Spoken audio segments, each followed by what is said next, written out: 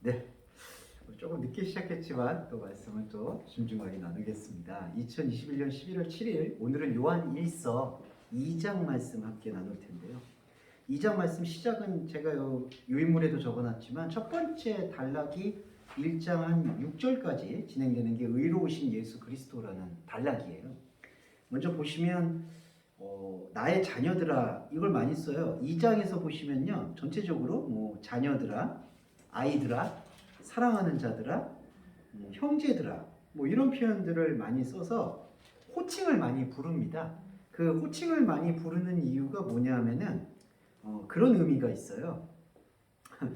쉽게 표현해서 너가 가지고 있는 거를 이렇게 현상적인 거에다가 규정하지 말아라. 그게 무슨 뜻이냐면은 그 사람은 어떤 시간이나 환경에 지배를 받잖아요.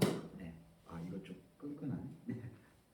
시간이나 환경에 이제 지배를 받는데 그렇게 지배를 받는 것이 아닌 그 하나님에 의해서 날마다 새롭게 불려지는 이름으로 이런 표현들을 요한이 의도하고 있다. 그러니까 이제 권사님의 경우도 자녀들이 되고 형제가 되고 아이가 되고 그러니까 하나님의 시간 속에서는 그냥 할머님이나 아니면은 손자를 두고 있는 이런 맥락이 아니라 이 시간대의 이름만이 아니라 하나님의 입장 앞에서는 언제나 자녀가 될 수도 있고 어린아이가 될 수도 있다. 그게 이른바 시간을 초월하는 개념으로 이해하시면 좋을 것 같아요. 우리가 하나님의 말씀을 듣는다는 건 항상 시간을 초월하는 하나님의 창조의 시간으로 들어간다는 얘기니까 자 그런 호칭으로 이해하시면 되겠고요. 그 다음에 1절에 내가 이것을 너희에게 쓰는 이유는 죄를 범하지 않게 하려 합니다. 근데 그 다음 구절은 좀 잘 봐주세요. 한글 번역은 이렇게 돼요. 만일 누가 죄를 범해도 하나님 앞에서 우리에게 대언자가 있으니 그러면 이건 어떻게 읽히시냐면은 만일 죄를 범하면 대언자인 예수 그리스도가 죄를 사해 줄 거다라고 이렇게 이해가 되는데 한글 번역이 아닌 원문은 이렇게 돼 있습니다. 카이 에안티스 하마르테 만일 누군가 죄를 지으면 이거 우리의 모습이거든요. 만일 누군가 죄를 지으면 우리는 아버지를 향하는 보혜사를 품나니 가지나니 곧 의로우신 예수 그리스도다. 그러니까 이게 번역이 어떻게 바뀌냐면요. 죄를 범한다면 하나님을 향해서 우리에게 대언자가 주어진다라는 뜻입니다. 죄를 범하면 대언자가 주어진다. 약간 맥락이 좀 느낌이 이상하잖아요. 죄를 범했는데 대언자가 주어진다? 이걸 어떻게 이해해야 되냐면은 바로 이거를 우리가 보고 있는 말씀의 고백, 곧 죄의 고백이라고 보셔야 돼요.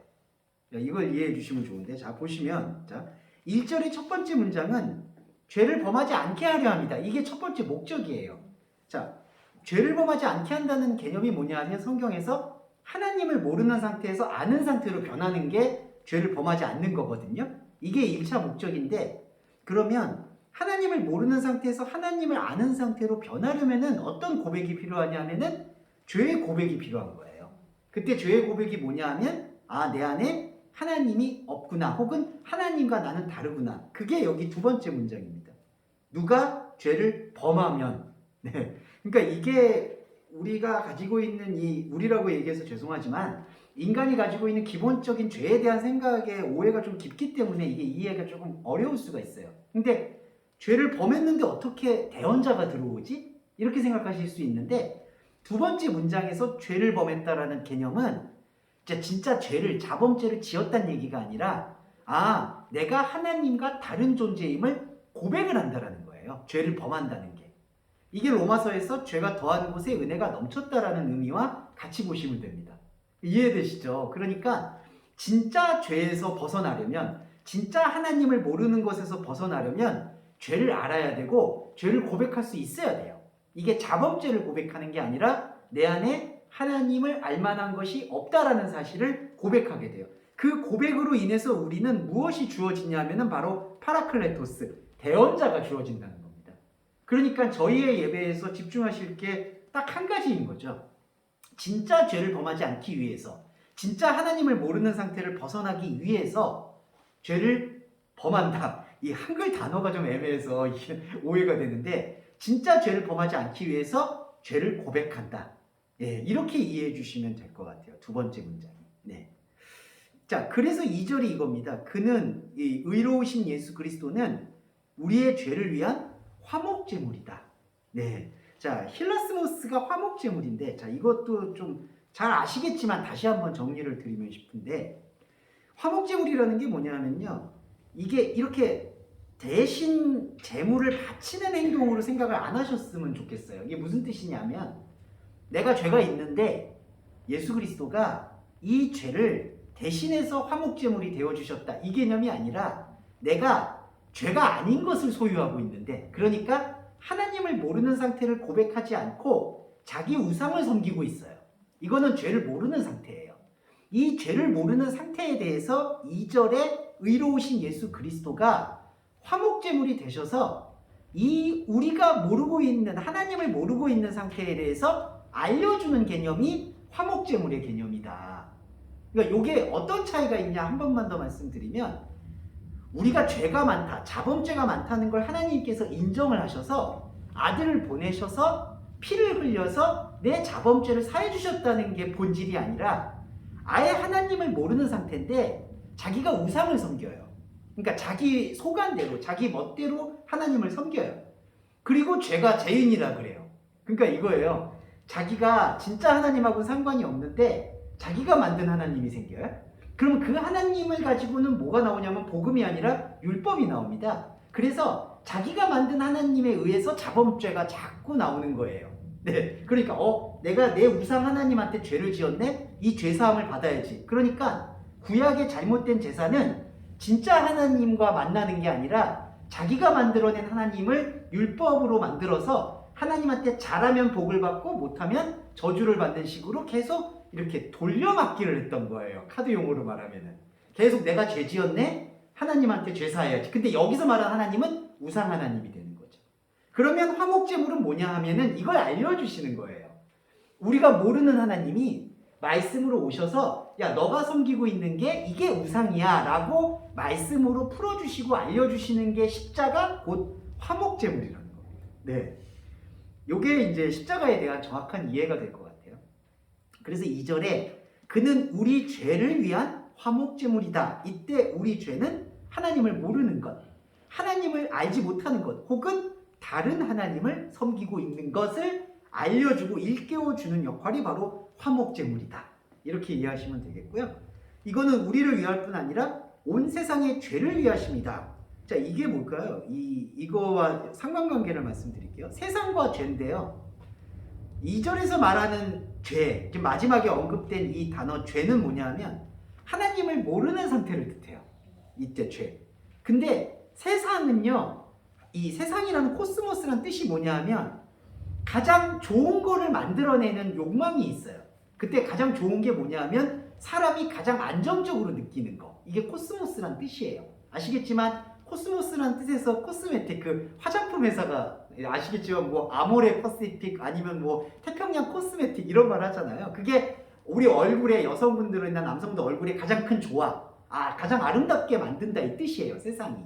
그러니까 세상의 죄는 뭐냐면요, 하나님을 진짜 알고자 하는 것을 계속해서 자기 생각으로 이렇게 조화롭게 만들어내는 거예요. 그러니까 하나님을 진짜 만나면요, 인간이 생각하는 이러한 어떤 조화와 균형이나 안정감이 생기는 것과 다르게 영적인 발견이 이루어지거든요.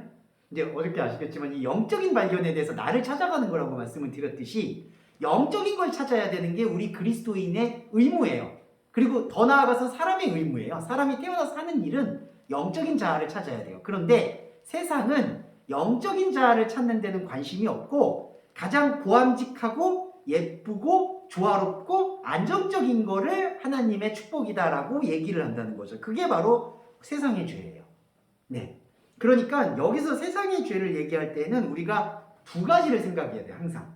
어떤 거냐? 이게 약간 복잡한데, 온 세상의 죄의 첫 번째는요, 다른 하나님, 우상 하나님을 세워서 그 우상 하나님에 의해서 질서를 찾으려고 하는 노력이 첫 번째 세상의 죄입니다. 그러니까 이게 우선적인 세상의 죄예요. 그리고 말씀드릴게요.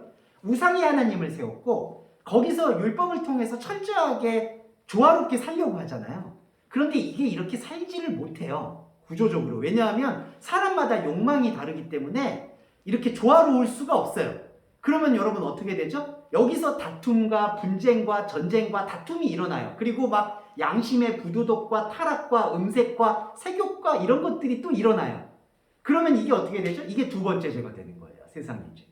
그러니까 이거를 해결하려면 그럼 어떻게 되느냐? 이 세상의 죄를 그러면 이 음란한 거라든지 도덕적인 거, 비도덕적인 거 이거를 막 해결하려고 노력하면 되는 거냐? 그게 아니라 이 우선되는 죄, 세상의 죄는 뭐냐? 하나님을 모르는 상태에서 하나님을 아는 걸로 우상을 섬기고 거기 안에서 말씀을 빙자해서 하나님이 이렇게 말씀하셨고 이렇게 지키라고 하셨어. 그거를 열심히 지켜나가려고 하는 그러한 노력이 복음이 아니다라는 것을 알아야 되는 게 세상 죄를 벗어나는 길이라는 거죠. 네. 근데 여기서는 많은 오해가 생기세요. 왜냐하면 오해가 생기는 게 세상은 죄를 지었기 때문에 도덕적으로나 윤리적으로 타락을 했구나. 그러면 하나님을 열심히 믿으면 도덕적으로나 윤리적으로 타락한 이 세상이 변할 수 있겠구나라고 생각을 하는데 그렇지가 않아요. 왜냐하면요. 우상의 하나님에 대한 생각을 말씀으로 안 바꾸는 이상은 이거는 어느 순간 겉으로 볼 때에는 평화로워 보이고 인격적으로 온화해 보이고 축복을 받은 것처럼 보이지만 인생을 살아가면서 여러분들이 경험을 하셨을 텐데 어떤 때는 기도를 열심히 했더니 응답이 좋고 되게 안정적인데 어떤 때는 완전히 또 내리막이 있어요. 그러면 안정적일 때는 축복을 받은 거고 내리막일 때는 하나님께서 나한테 관심이 없거나 내 기도가 어려운 건가? 그게 아니라는 거죠.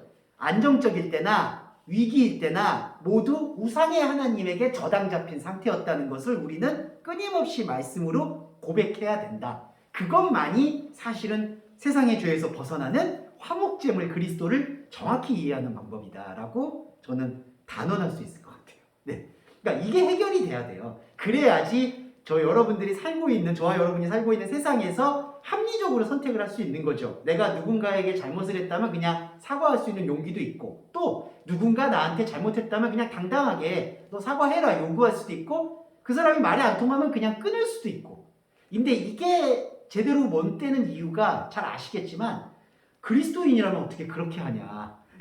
예, 이거 많이 들어보셨을 거예요. 그리스도인이라면은 이렇게 행동을 해야지 저렇게 행동을 해야지. 근데 거기에 구애를 받게 되면은 자꾸 말씀이 그런 쪽으로 읽혀요. 하나님의 은혜를 아는 사람, 성령의 견인을 받은 사람은 이렇게 도덕적으로나 아니면 현상적으로 그리스도의 향기가 날 거야 라고 생각을 하고 몰아붙이고 그렇게 기도를 하게 돼요.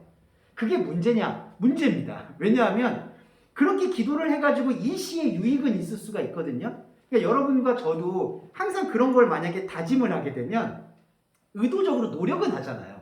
화내지 말아야지, 뭐 잘 차분히 해야지. 하지만 그거는 그냥 인간적으로 노력을 하는 거죠. 하나님의 자녀라서 노력하는 게 아니어야 된다는 거예요. 하나님의 자녀라는 개념은 그런 이 현상적인 일들에 주목하는 개념이 아니라 이 화목제물이 무슨 의미인지 아까 1절에 죄를 고백한다는 게 어떤 죄를 고백한다는 건지 그거를 정확히 알고 내 영적인 자아를 말씀으로 성장시키고 발견해 나가는 게 중요하다는 거죠. 네. 그래서 조금 요거는 좀 약간 복잡하게 풀릴 수는 있지만 정확하게 말씀을 드렸던 건 우리는 우상의 하나님을 섬기는 것이 아니다. 예. 그리고 우상의 하나님을 섬긴다라고 내 삶을 모든 것이 지배당하고 있었다는 것을 폭로하시는 분이 바로 화목제물이다. 네, 이거를 조금은 주목해 보시면 좋을 것 같습니다. 자, 그걸 주목하면요.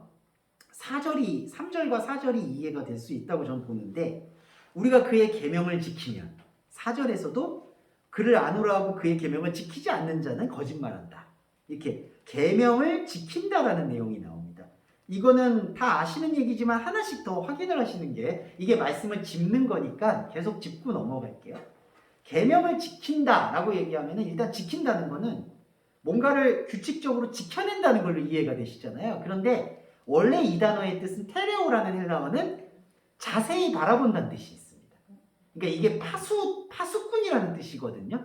그 파수꾼이라는 거나 등대지기 아시죠? 이렇게 바다를 항상 지킨다든지 아니면은 저 첨탑 위에 꼭대기에서 밑에 상황이 어떤지 되게 지켜보는 상황. 그게 바로 파수꾼 상황이에요. 그래서 계명을 지킨다라는 이 의미는 뭐냐 하면 뭔가 규칙을 지킨다는 얘기가 아니라 계명이 뭔지 자세히 들여다보는 거를 계명을 지킨다라고 보시면 돼요. 그러니까 감히 말씀드리면 지금 저와 여러분이 계명을 지키는 거예요. 그렇죠? 계명이 뭔지를 자세히 보려고 하니까. 그러면 계명이 뭔지를 자세히 지켜봤을 때 결과가 뭐냐? 사실은 하나예요. 이 계명은 예수 그리스도예요. 에토라스, 계명은 예수 그리스도다. 그러면 이게 뭘까요?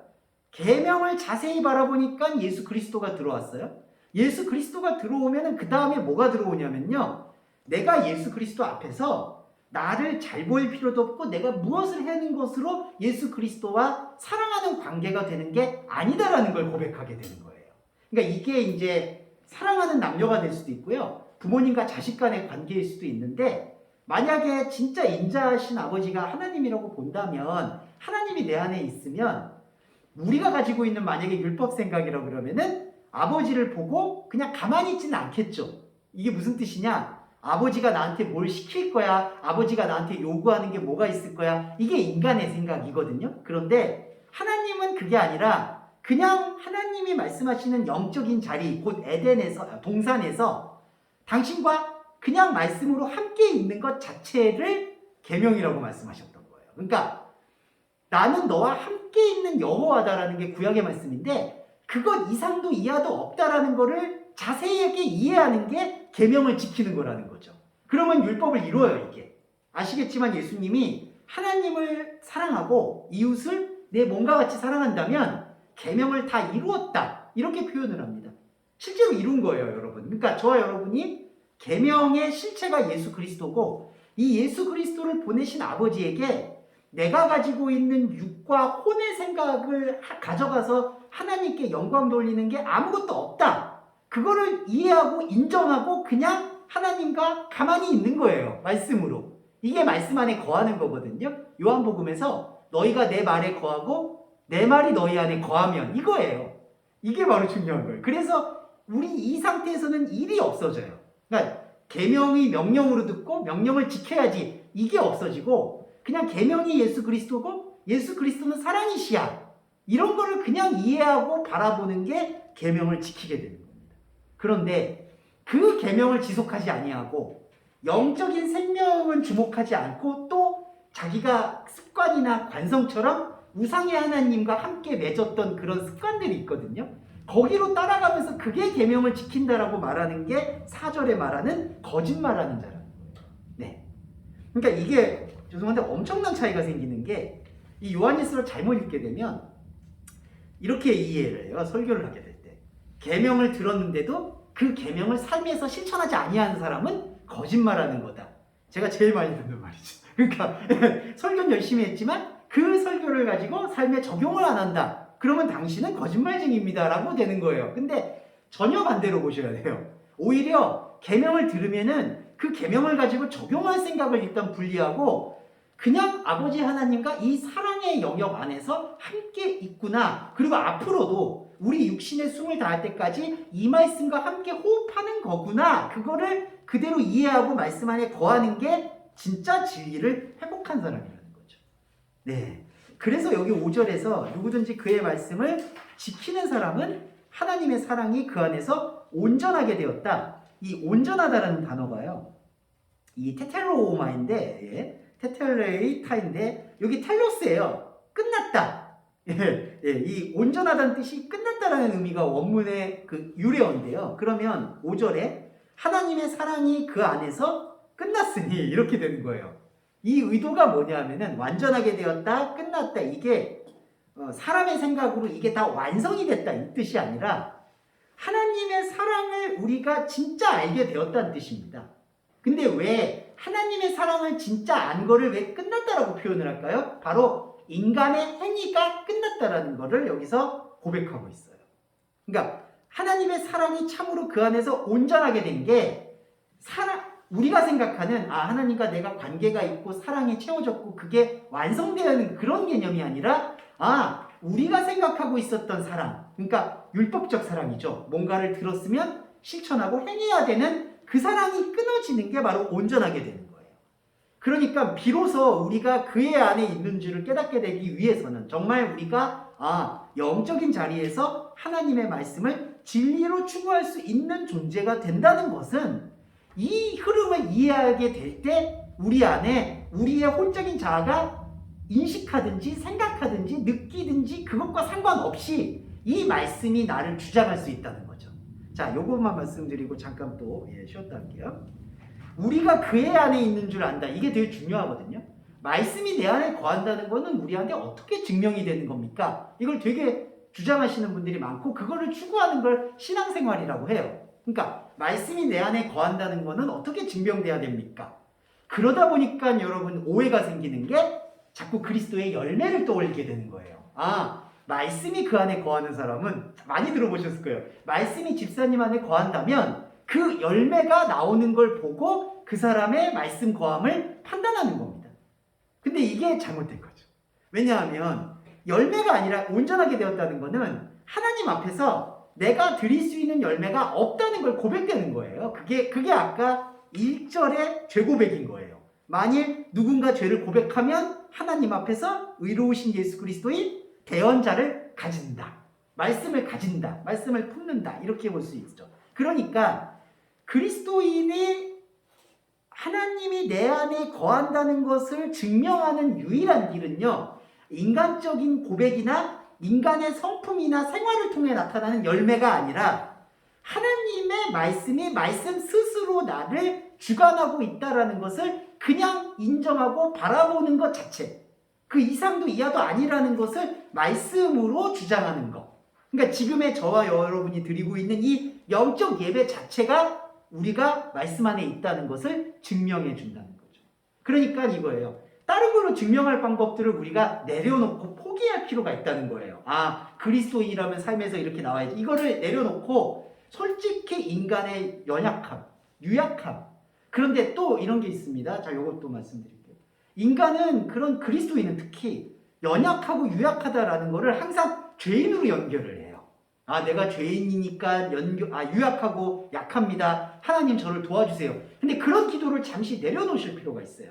하나님은 우리의 연약함이나 우리의 어떤 부족함이나 이거를 탓한 적도 없고 그걸 기도를 통해서 개선하려고도 안 하셨어요. 솔직히. 그냥 있는 그대로 우리를 사랑하셨던 거죠. 그러니까 우리는 내가 연약하다, 약하다, 결핍이 왔다는 걸 죄책감하고 연결하지 말고 그냥 나는 이러한 결함이 있는 사람이었구나. 그거를 그냥 담담히 바라보고 또 한편으로 그렇지만 내 안에는 하나님 없는 고백을 하고 있는 나와 함께 하시는 하나님이 말씀으로 거하고 있구나. 이걸 그대로 바라보게 될 때 어떤 변화가 일어나냐면은 이것만 좀 말씀드릴게요. 여기서 결핍을 막 느꼈잖아요. 솔직히. 그러면 사람인지라 여기서 노력을 하게 돼요. 근데 이상한 게요. 이 노력이 욕망과 연결이 되어 있기 때문에 왜냐하면 하나님을 모르니까 노력을 하면 할수록 좌절이 돼요. 이거는 정말 민감한 얘기지만 그리스도의 열매라고 하는 것을 현상적으로 추구하면 추구할수록 그것과 다른 것들을 하게 돼요. 그러니까 음란을 저지르지 않으려고 노력하면 노력할수록 이상하게 음란이 가고요. 거짓말을 안 하면 안 할수록 더 거짓말을 하게 돼요. 네, 그게 이상한 흐름이에요. 왜 그럴까요? 이게 선악의 노예 때문이에요. 인간의 구조가. 그래서 오히려 그리스도의 말씀을 이 삶에서 적용을 안 하고 그대로 그냥 말씀 자체로 바라보게 되면 오히려입니다. 오히려 현상에서 내가 그렇게 거짓말하지 말아야지, 음란하지 말아야지, 거짓 증거 말아야지 라고 노력했던 열매가 아닌 전혀 다른 차원에서 담담한 열매가 주어질 수가 있다는 거예요. 네, 이게 신비예요. 그래서 이런 부분들이 우리 안에서 의로우신 예수 그리스도를 통해서 구현이 되는 것. 그래서 이 요점을 좀 설명을 드리면 먼저 1절에 죄를 범하지 않기 위해서 죄를 범하면 그러면 진짜 죄를 진짜 죄에서 벗어나려는 거는 하나님을 모르는 거에서 벗어나려는 거고 죄를 범한다라고 번역된 그거는 내가 하나님이 안 계시다. 내 안에 하나님이 없다라는 죄의 고백이었다. 이 관계가 이루어질 때 예수 그리스도가 들어온다. 그게 화목제물이다. 이렇게 이해해 주시면 좋겠고 그 다음에 계명을 지킨다는 건 예수 그리스도를 깊게 바라본다. 그 이상도 이하도 없다. 이렇게 이해해 주실 때 우리 안에 하나님의 사랑이 온전하게 된다. 곧 하나님의 사랑이 우리 생각 속에서는 끝나고 하나님의 생각 속에서는 새롭게 영적인 자리에 말씀 자리를 펼치신다. 이렇게 이해해 주시면 되겠습니다. 자, 이 부분으로 제가 첫 번째 시간을 마무리를 좀 해보도록 할게요. 네, 잠깐 쉬었다가 네, 두 번째 보겠습니다.